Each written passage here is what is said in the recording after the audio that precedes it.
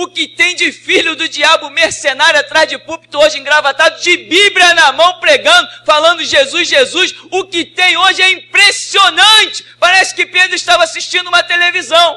Impressionante, inigualável essa revelação. Amém. 2 Tessalonicenses, capítulo 2, diz: Caros irmãos, quanto ao retorno do nosso Senhor Jesus Cristo e à nossa reunião com Ele, vos suplicamos que não permitais que vosso modo de crer seja influenciado, nem fiqueis amedrontados por causa da profecia, palavra ou carta atribuídos indevidamente à nossa autoria, como se o dia do Senhor já tivesse chegado.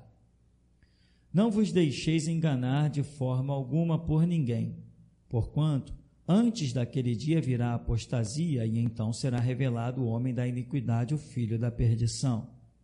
Aquele que se opõe e se exalta acima de tudo que se chama a Deus ou é objeto de adoração, a ponto de se assentar no santuário de Deus, apresentando-se como Deus. Não vos lembrais de que eu costumava compartilhar convosco acerca desses acontecimentos? No entanto, vós sabeis o que o está detendo nesse momento, para que ele seja manifestado no seu devido tempo. Na realidade, o mistério da iniquidade já está em ação, restando tão somente que seja afastado aquele que agora o detém. Então será plenamente revelado o perverso, a quem o Senhor Jesus matará com o sopro de sua boca e destruirá pela gloriosa manifestação da sua vinda.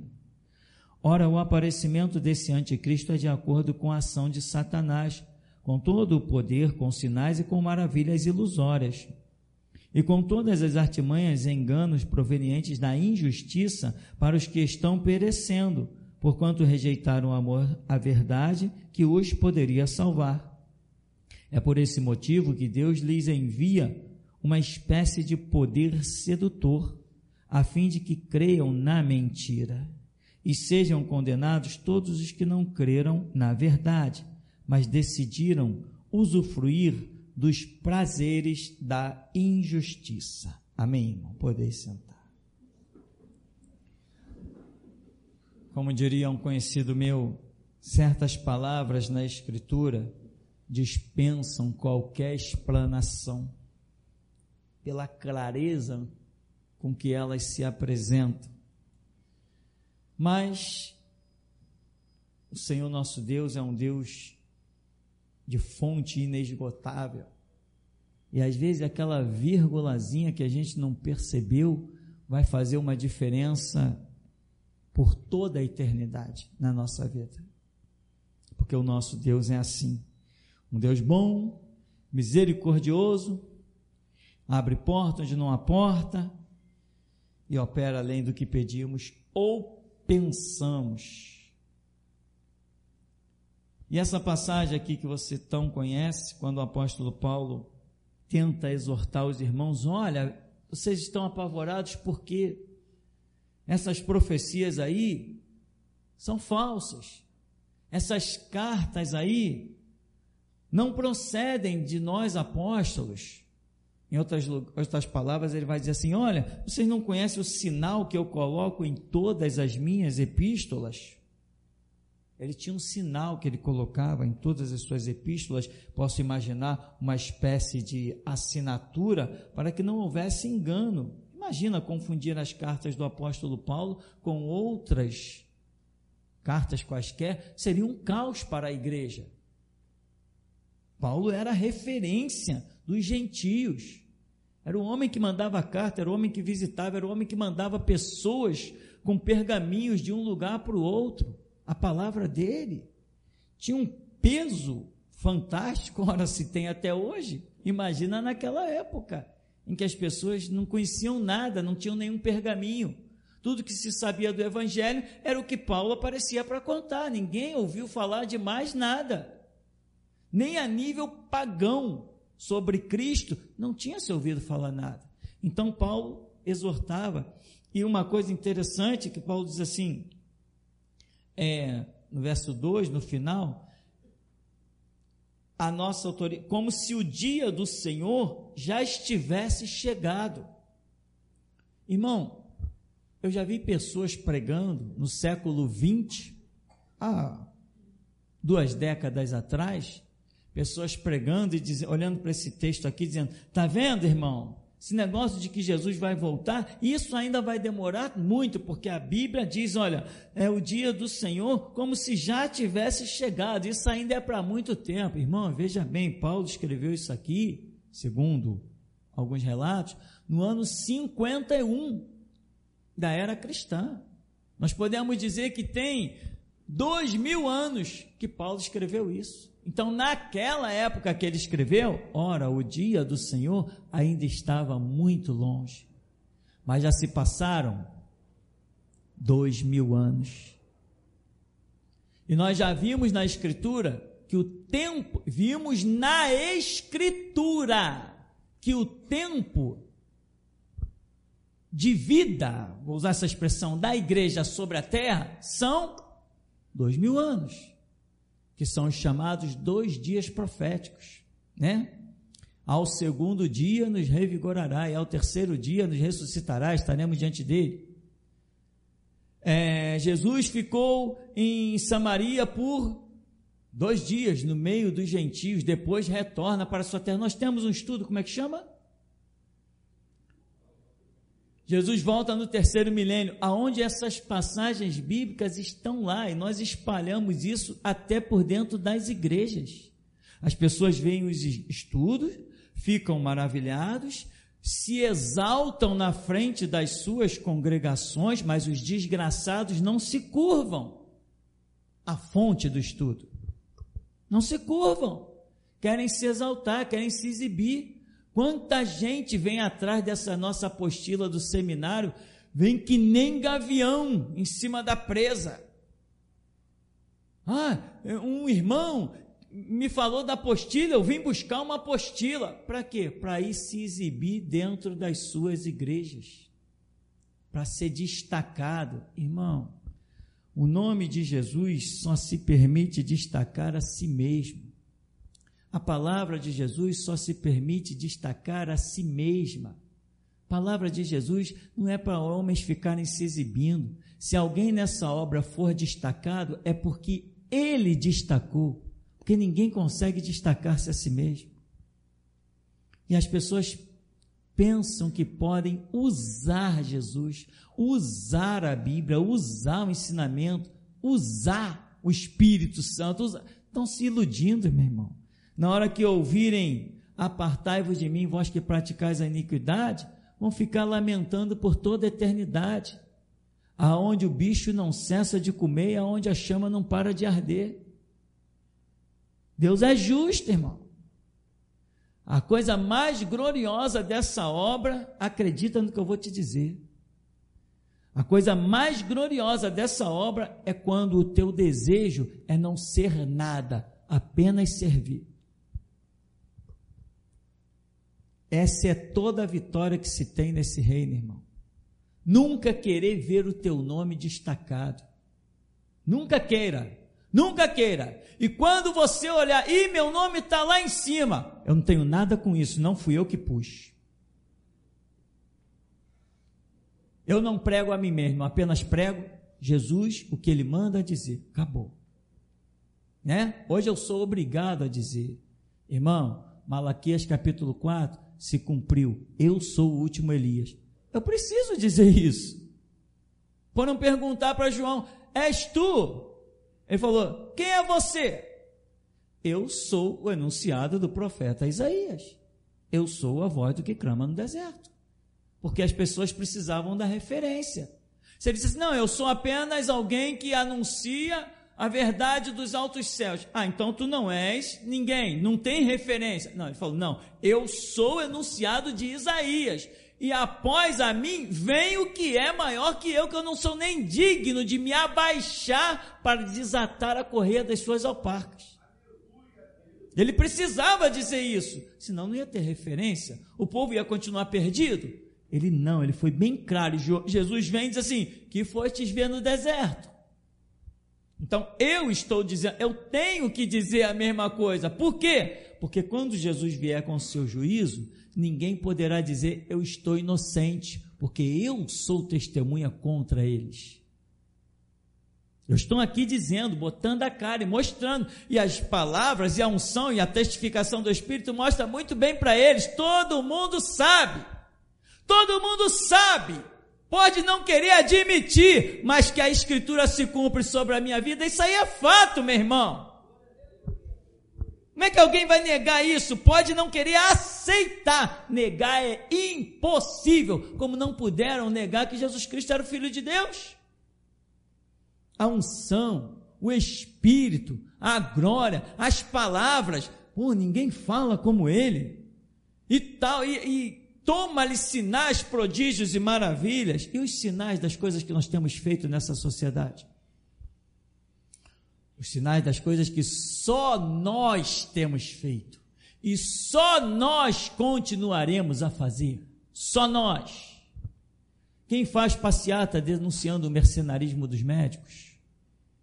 Quem faz passeata denunciando o terrorismo do Islã, dos muçulmanos? Quem faz isso? E eu estou dizendo, após a mim, vem aquele que é maior que eu, cujo qual eu não posso me abaixar e desatar as correias das suas alparcas. Ele vem. Ele vem, está a caminho, já se levantou do seu trono, já se prepara para descer, está organizando o seu exército para descer. Ele vem. Agora, se eu não disser isso, muita gente vai chegar diante e dizer, eu não sabia. Não, agora não tem mais desculpa, porque o que eu falo aqui, Jesus leva aos 4 cantos do globo terrestre, não tem desculpa. Por isso ele falou, olha, ao servo que soube a vontade do seu Senhor e não se aprontou, vai levar muitos açoites. Mas aquele que não soube a vontade do seu Senhor, esse será castigado com poucos açoites. Irmão, só não vai saber da vontade do seu Senhor e que ele volta no século 21, só se for os índios lá do interior da Mata Amazônica. Ou então, quem está habitando dentro do submarino, esse ainda pode até ouvir, dentro do submarino, lá no fundo do Oceano Atlântico. Porque se estiver no nível do planeta Terra, vai ouvir o grito. Se estiver numa sociedade comum, dentro das cidades, vai ouvir, meu irmão. Vai ouvir. Nós estamos sendo ouvidos já no Alasca. Impressionante. Acessos dos nossos trabalhos lá do Alasca. Claro, nós temos uma equipe que eu tenho pedido a Deus, Deus, fortifica o braço, multiplica os recursos dessa gente, desse pessoal que está trabalhando. É gente por aqui, meu irmão, é gente lá por fora, tem gente lá no Japão trabalhando, tem gente em outros estados trabalhando, todo mundo empenhado, tem gente traduzindo livro, tem gente traduzindo estudos, tem gente traduzindo coisa para chinês, para japonês, sei lá, coisa que as pessoas me mandam. Pastor, para você olhar, eu vou olhar o que aqui, meu amigo? Um negócio em chinês, em japonês, eu vou olhar o que? Isso é com vocês, faz a obra, eu não tenho nem o que olhar aí. Amém, meu irmão? Chegaremos brevemente em tudo que é canto. E quando Jesus se manifestar, ninguém vai poder dizer, eu não sabia. Como que não sabia se eu estou aqui me desgastando? Como que eu não sabia se eu estou entregando toda a minha vida, toda a minha juventude, toda a minha história, estou entregando tudo no altar? Como que não sabia? Se o cheiro suave do meu sacrifício, vivo, santo e agradável, espalhou-se como fumaça por todo o globo terrestre, como que não sabia? Nós condenaremos toda uma geração. Nós, como Noé pregou durante 120 anos, todo mundo queria ver um maluco construindo um barco no seco, quem não queria? E 120 anos está ali Noé, pregando e construindo, ia lá, ouvi dizer que tem um cara aí, ia lá, era Noé. Por que você está fazendo isso? Não, porque o Senhor falou comigo. Tudo se corrompeu. Ele vai trazer o dilúvio, vai condenar todo mundo. É um maluco mesmo. Assim somos nós, irmão. vamos condenar, igual Noé condenou a sua geração, nós vamos condenar toda uma geração. Quando as águas invadirem, já será tarde demais, nós estaremos dentro da arca. E quem fecha essa arca não somos nós, não temos poder nem de abri-la, nem de fechar. Isso é com Jesus. Aqui, irmão, repara só que no verso 2 diz que não permitais que vosso modo de crer seja influenciado.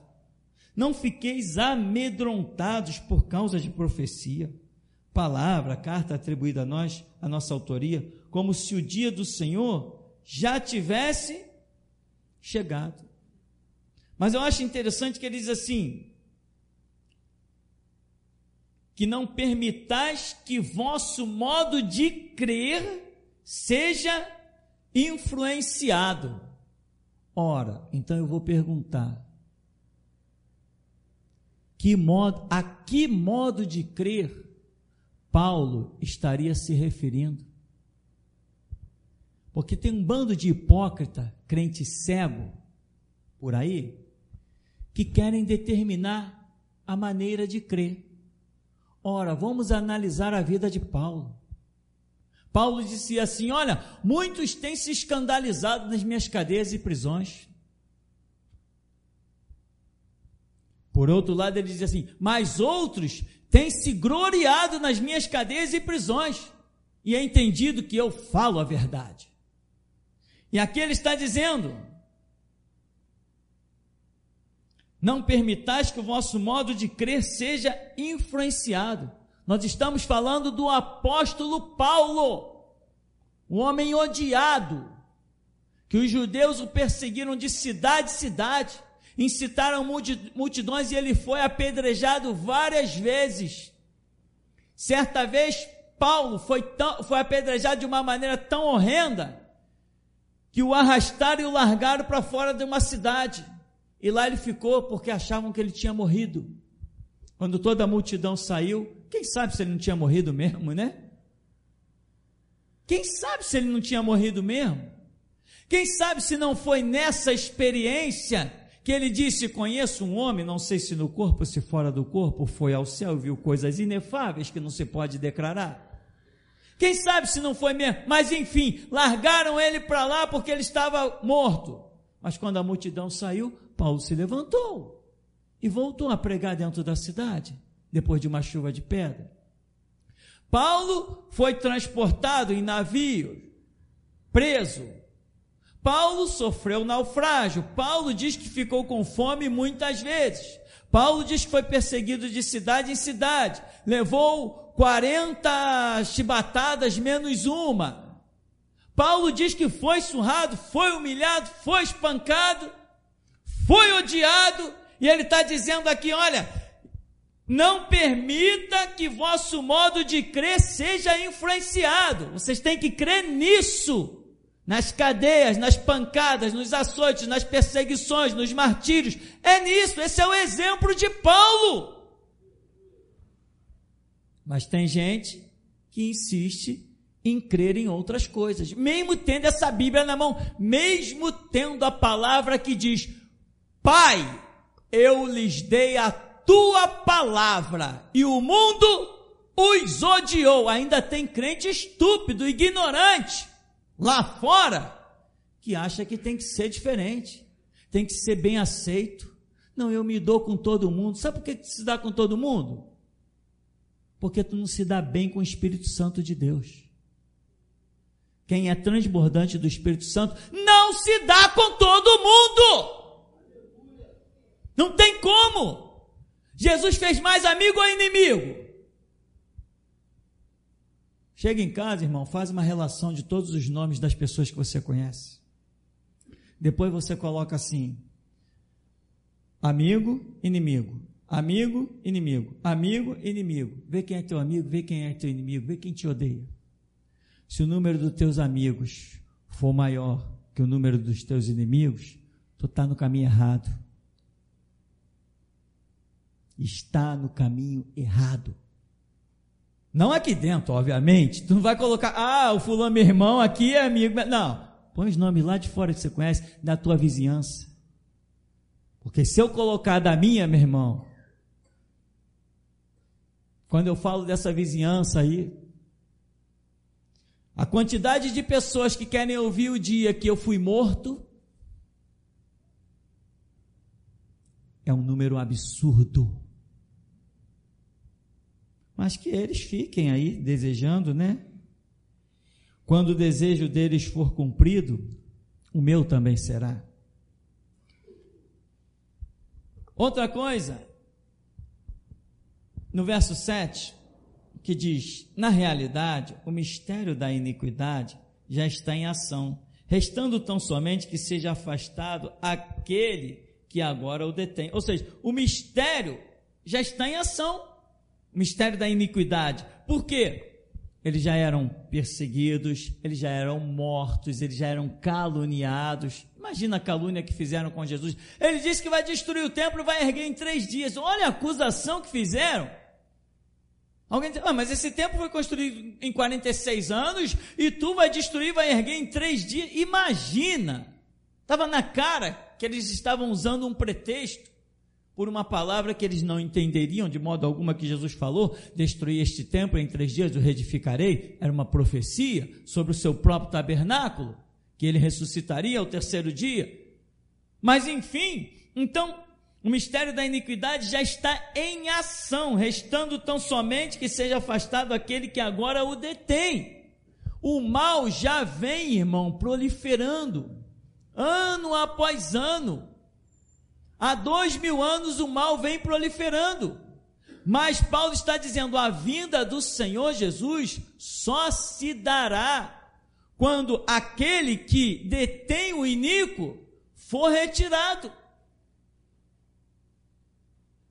Mas Paulo diz isso aqui há 2000 anos.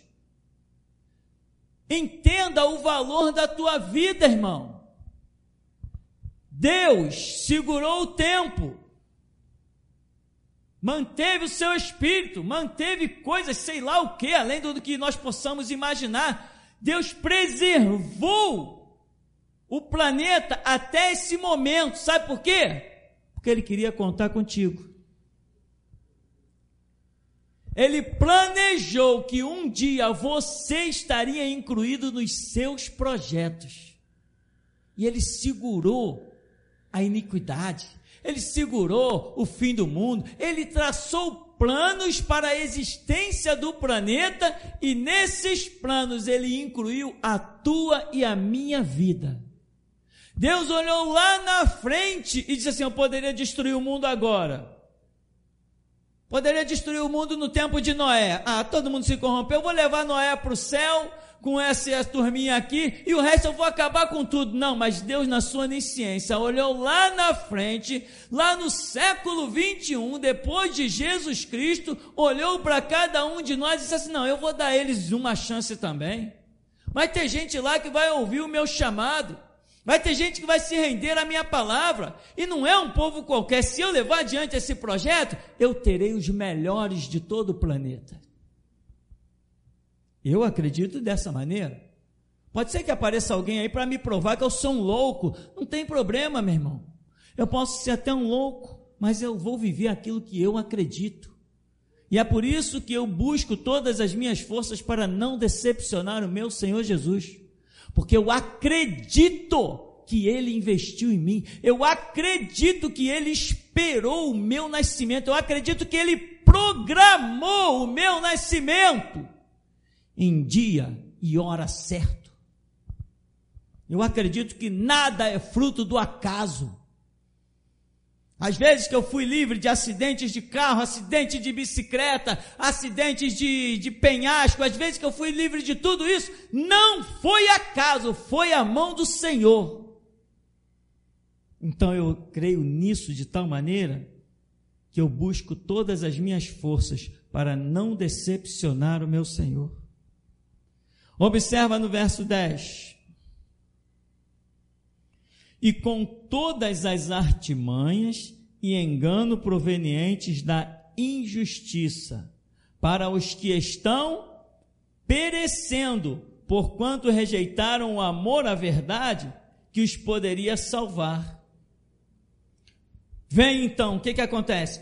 Um engano virá sobre a terra, mas esse engano virá para os que estão perecendo. Quem são os que estão perecendo?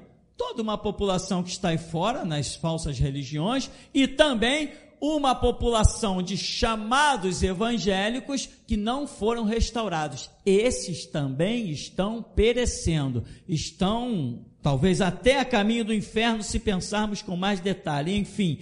Mas observa o que há no mundo hoje. Diz aqui, artimanhas, enganos provenientes da injustiça para os que estão perecendo, rejeitar o amor à verdade. Incrível que nós saímos hoje pregando cartazes, diga não à pedofilia, mulher não é objeto, fora Maomé, né? Fora assassinos. Nós não estamos dizendo fora cidadão de bem, fora você que é uma pessoa honrada, não, fora assassinos, fora estupradores, fora pedófilos. Aí aparece alguém e diz assim, não, mas isso é intolerância religiosa. Por quê? Como diz aqui, as artimanhas e os enganos provenientes da injustiça para os que estão perecendo. Mais adiante nós vamos ver que o Senhor permitiu vir sobre a sociedade o espírito do engano, em que a pessoa diz assim, não, fora estuprador, não, isso é intolerância.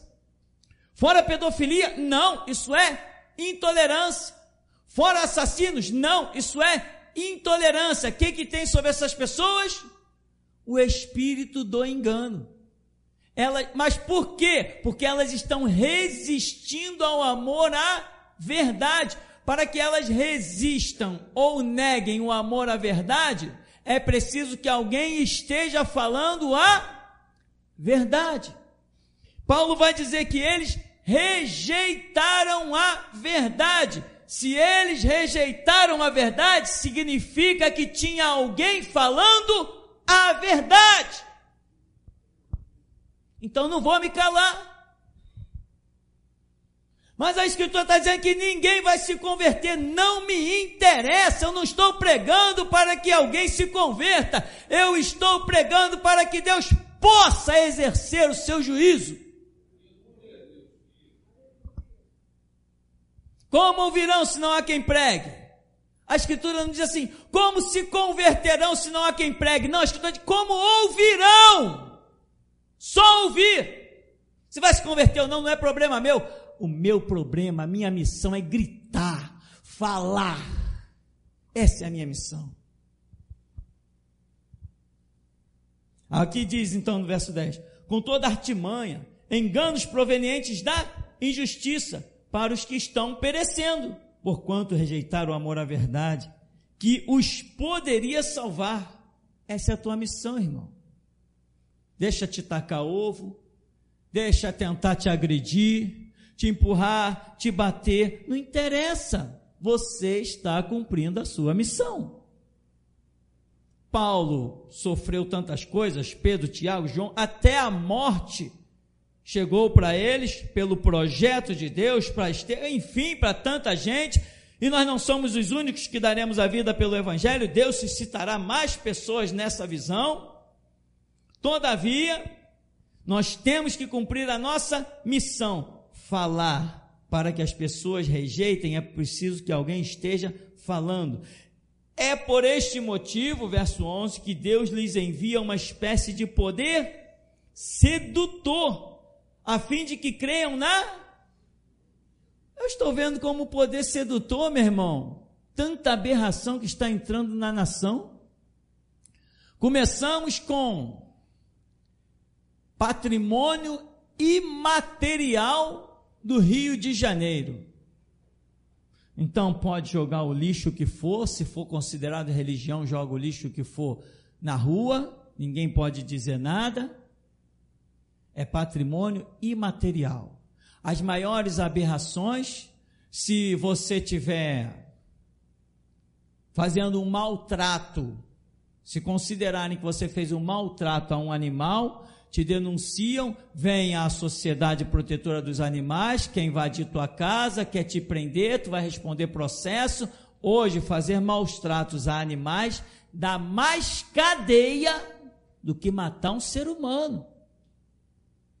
Você já viu a lei? Não estou aumentando, não. Maus tratos a animais é mais cadeia do que um assassinato. Não é o espírito do diabo que está no comando, não? É o espírito do diabo que está no comando, meu irmão. Não há dúvida quanto a isso. Aí diz aqui, Deus lhes dá uma espécie de poder sedutor, a fim de que creiam na mentira. Mas, por exemplo, os sacrifícios de animais que ocorrem em certas religiões, ninguém diz nada. Tem lá, eu vi uma reportagem, o cara entrou num quintal e tinha lá dezenas de animais sacrificados, sangue para tudo que era lado. Aí entrou as autoridades, entraram lá no, como é que chama, na capoeira, no espaço que eles chamam, viu aquilo tudo, aí levaram o cara preso. Era um pai de santo, levaram o pai de santo preso. Chegou lá na delegacia, o delegado falou, não, isso não é questão religiosa, é patrimônio imaterial, solta. Mas se você matar uma galinha dentro da tua casa e não provar que foi para comer, acabou, tu está ferrado. Não há um espírito sedutor, não há uma mente maquiavélica, diabólica governando sobre as pessoas. Os conceitos estão todos errados. Se você chamar o cara de cavalo, ô seu cavalo, tudo bem, xingou de cavalo, ninguém disse nada.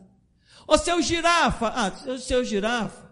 Ô seu rinoceronte, ô seu burro, é burro. Mas, ô seu macaco, é racismo.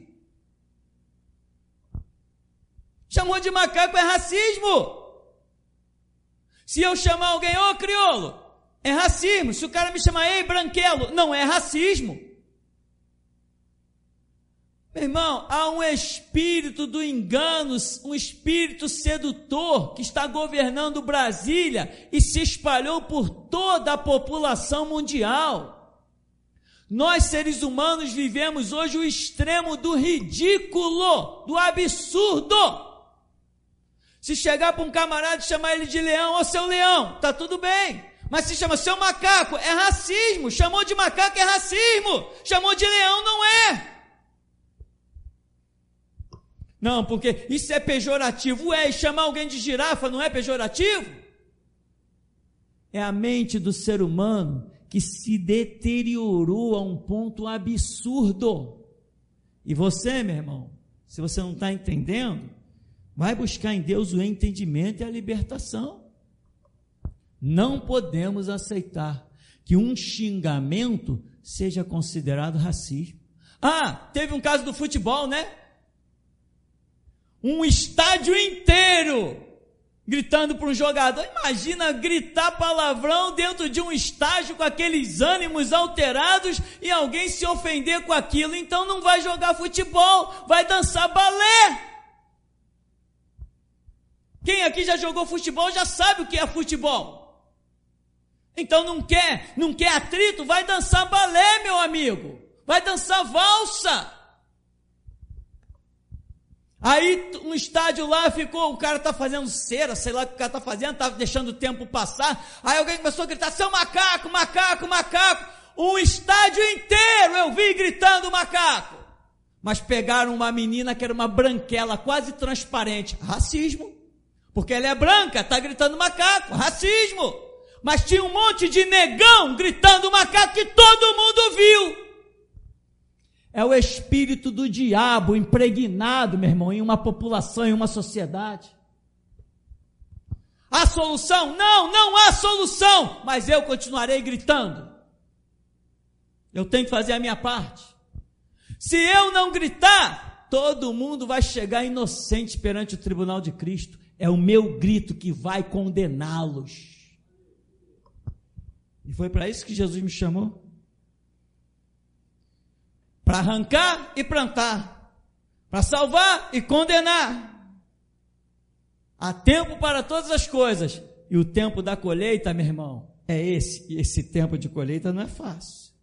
A foice pega e leva o que? O que é bom? Não, Jesus falou que vai fazer separação do que serve e do que não serve. Jesus falou que joio e trigo cresce num campo chamado mundo. A Bíblia diz, a parábola diz, o campo é o mundo. E nesse mundo tem joio e tem trigo. E ele falou que vai fazer separação. Agora, aí você sai na rua combatendo estupro, pedofilia, assassinatos. O Alcorão está lá dizendo claramente, matem os infiéis. Os muçulmanos não terão paz enquanto existir um judeu vivo. Isso não é racismo, isso não é intolerância, isso não é genocídio, isso não é nada. Agora, se eu chegar e dizer, não, está errado, a intolerância religiosa, vão para o inferno. Vão para o inferno. Alguém já me disse, mas poxa, isso aí não é intolerância religiosa? Eu digo, é, e a melhor de todas, eu sou o mais intolerante. Amém, meu irmão? Agora, eu não estou com um pensamento de paz.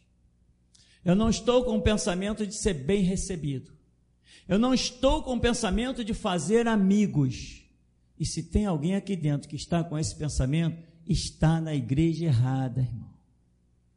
Fazer amigos e viver em paz religiosa é daquela porta para fora. Da porta para dentro não tem isso não. Essa é a visão desse ministério. Ele diz ainda, é por este motivo que Deus lhes envia uma espécie de poder sedutor. Você vê que as pessoas estão dizendo, Islã é paz. É uma sedução. Islã é paz.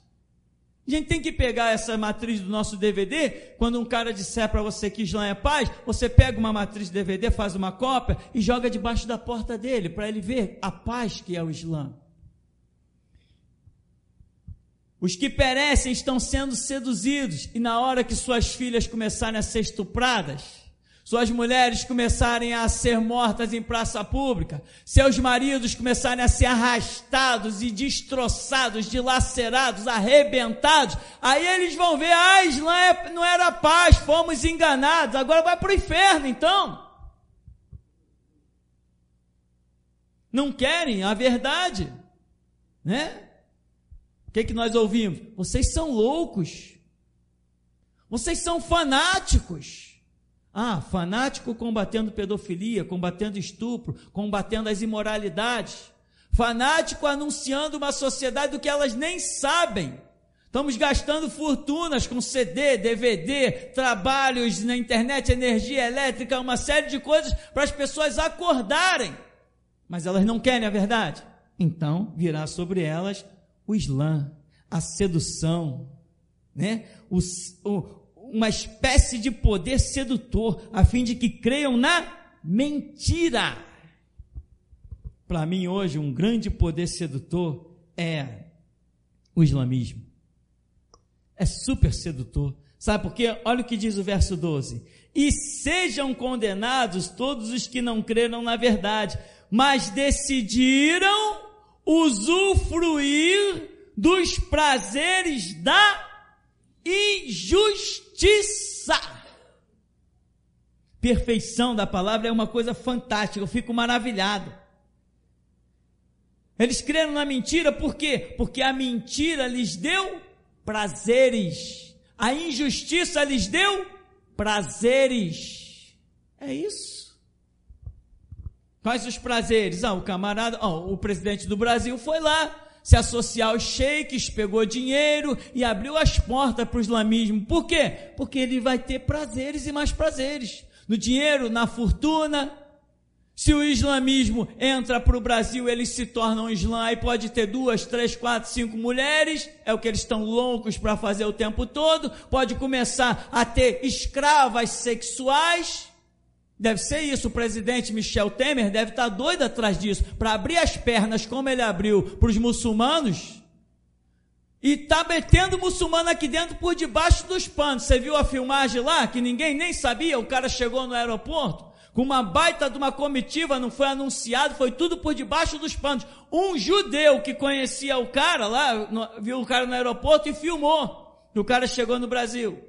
Está aí hospedado em um hotel de alto luxo, uma baita segurança, cercaram a rua com grades de ferro para ninguém ter acesso ao hotel do cara. Ué, mas ele não é da paz? Ele não é do bem? Por que ele tem que ficar enjaulado que nem animal? O Islã é um grande espírito sedutor que está aí por aí, irmão, pegando pessoas o tempo todo. Irmão, leia, se informe, não precisa se fixar com nada disso não, mas se informe algumas coisas que aparecer no teu caminho, vai lendo, vai se informando, para que você possa ter uma vida realmente séria, e Deus possa contar contigo, com conhecimento, com entendimento. Então, eles sejam condenados, todos os que não creram na verdade, mas decidiram usufruir dos prazeres da mentira, dos prazeres da injustiça. Como tem gente, inclusive teve um pastor de uma Assembleia de Deus, alguns anos atrás, foi lá pregar na Arábia, o cara saiu daqui casado, chegou lá, um sheik ofereceu para ele um poço de petróleo, se ele casasse com a filha dele. Aí a mulher dele aceitou, e ele ficou com 2 mulheres, se desvinculou das Assembleias de Deus, e passou a ser dono de poço de petróleo, e passou para o islamismo. Ora, está usufruindo dos prazeres da injustiça. Isso é fato, isso é realidade. Isso é uma história que eu fiquei sabendo. Imagino que não tem por aí. Então, meu irmão, o fato de haver uma injustiça, de pessoas não quererem, e o apóstolo Paulo está dizendo assim, ó, pessoas que não querem, eles vão preferir o engano, a mentira, os prazeres da injustiça. Isso não tira a nossa missão de anunciar com todas as forças, com toda a veemência, com toda a intrepidez, com toda a vontade, porque nós não estamos aqui para pregar por causa das pessoas. Isso aí é consequência. Nós estamos aqui para pregar por causa de um decreto, um projeto e uma vontade do nosso Deus. Ele é que me manda pregar. Se alguém vai se converter, muito que bem. Se não se converter, muito que bem também. Nem me interessa. A minha missão não é ver convertidos. A minha missão é pregar. A minha missão é falar. Nós vivemos um mundo de enganos absurdos. Hoje, a maneira como o Islã está chegando no Brasil, brevemente nós veremos horrores na nossa sociedade. E eles vão dizer o seguinte: não, mas a nossa lei permite. É o que eles vão dizer. Como fizeram na França. Entraram para a França e começaram a impor as leis deles, e a França se dividiu em 2 tribunais. O tribunal dos franceses e o tribunal dos muçulmanos. E aí eles começaram a fazer horrores. Se organizaram, é bomba. Agora, recentemente, teve um atentado. Você viu ali em São Paulo? Estava lá, filmagem, um atentado em São Paulo. Ninguém ouviu nada? Ninguém escutou nada? Ora, mas o Brasil não está preocupado em divulgar nada que combata ou que discrimine os muçulmanos, o islamismo. Por quê? Porque no Brasil é um bando de canalha hipócrita que tira lucro. Se vê muito bem abastado nos prazeres da injustiça. Afinal de contas, não é o Brasil hoje classificado como a nação mais corrupta? O Brasil lidera há 20 anos. Há 20 anos começou a ser feita uma pesquisa. Há 20 anos o Brasil lidera o ranking, está no número 1 da nação mais corrupta do planeta, superando até nações onde a ditadura militar impera.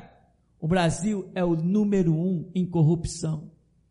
Por que não vai abrir as portas para pedofilia, para estupro, para pouca vergonha, para pilantragem, mas nós condenaremos toda uma geração.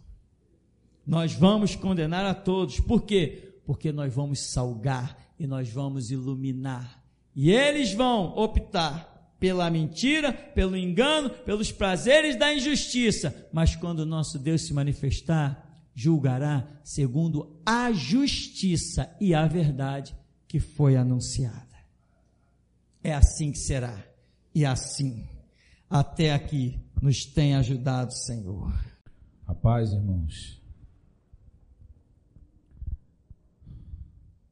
Irmão Marcos Vinícius, eu vi um anjo, irmão. Esse anjo tinha uma toalha seca e ele colocava essa toalha nos seus ombros e essa toalha saía encharcada, irmão. Depois disso, eu vi a aparência física do irmão ficar completamente restaurada, irmão. Eu vi o irmão ficar mais forte. Louvado seja Deus. Deus me deu uma visão. Eu vi uma terra semelhante a essa nossa, mestre, vindo em direção à nossa terra. E quando ela chegava nessa atmosfera, ela diminuía. Então, quando ela findava a nossa terra, ela rolava e começava a destruir templos babilônicos. Depois que essa terra destruía esses templos babilônicos, ela se moldava à nossa terra e se tornava como um só, como se estivesse restaurando a terra. Louvado seja Deus. Deus me deu uma visão no domingo, onde eu via a igreja toda colada uma na outra. E hoje, essa visão me veio de novo. E o impressionante, pessoal, nessa visão que só tinha 2 braços, um numa ponta e outro na outra. Só que hoje, mestre, quem eu vi nessas 2 pontas era o Senhor. Tanto o braço direito quanto o braço esquerdo era do Senhor. E o restante da igreja não tinha braço. Interessante também que tinha uns que estavam fora, e esses tinham as pernas curtas. Amém.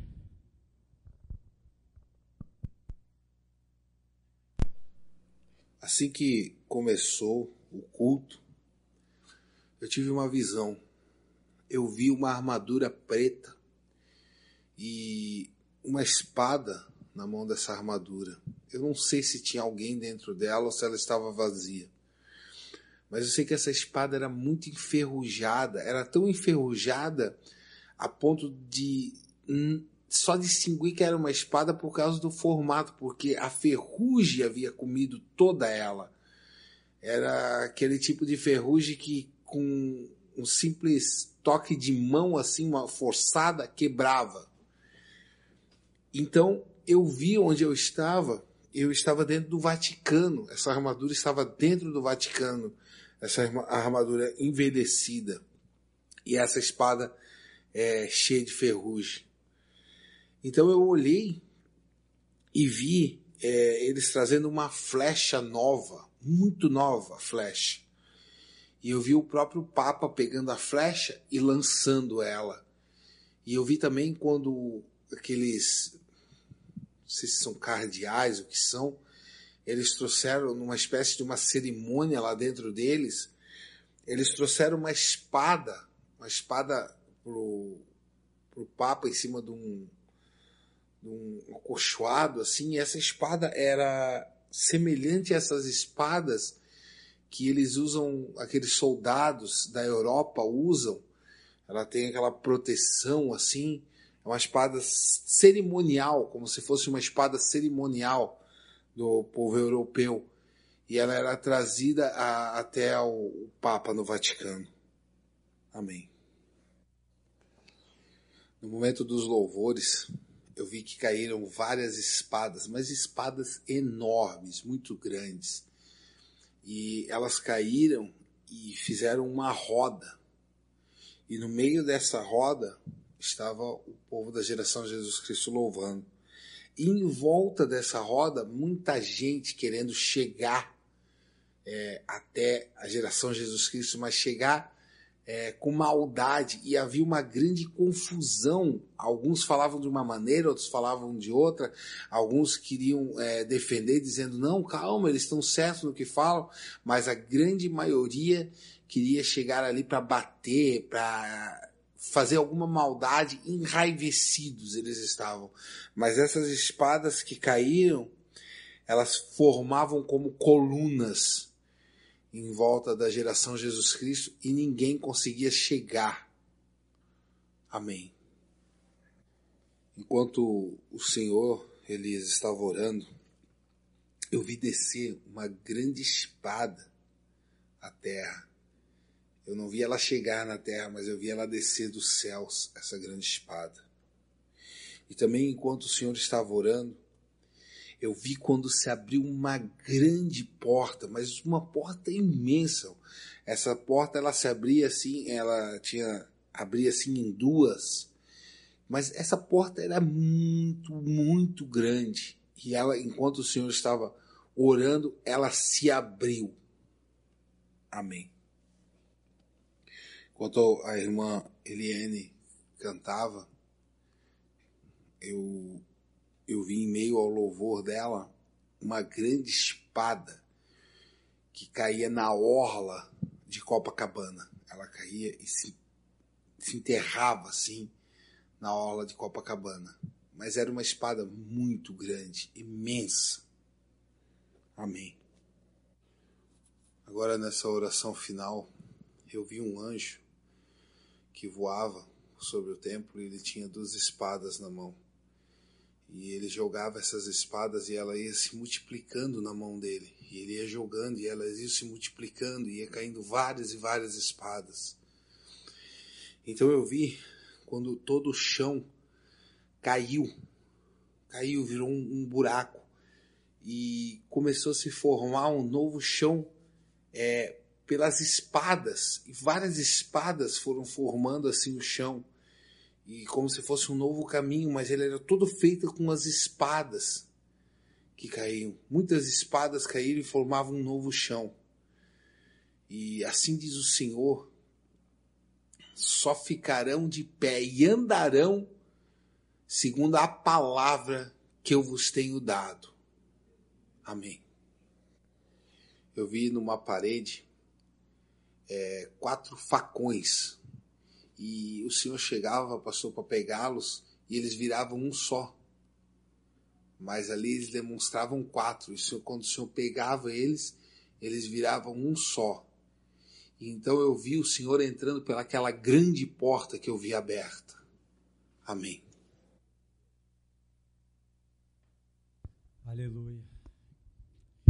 Deus bendito, Deus excelso, glorioso, nós estamos aqui, ó Deus, para fazer as guerras do Senhor, para fazer a vontade do Senhor. Aquilo que tu nos disseres, ó Deus, considere cumprido, considere executado, Deus, considere realizado, Deus, porque nós não temos outro projeto, nós que por ti daremos a vida, Senhor, não temos outro projeto, senão viver e morrer por ti. Porque sabemos não só o que está nos esperando, mas sabemos quão grandes coisas fez o Senhor por nós, em que éramos perdidos e sem vida, e o Senhor nos trouxe dos 4 cantos e nos reuniu na tua fortaleza, nos cobriu com as suas penas, nos deu um novo cântico, colocou os nossos pés sobre uma rocha, Deus, de modo que nós sabemos em quem temos crido, não temos dúvida do amanhã.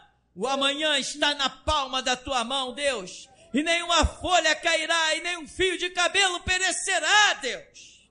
Aleluia. Mas será feita a tua vontade, assim na terra como no céu, Deus.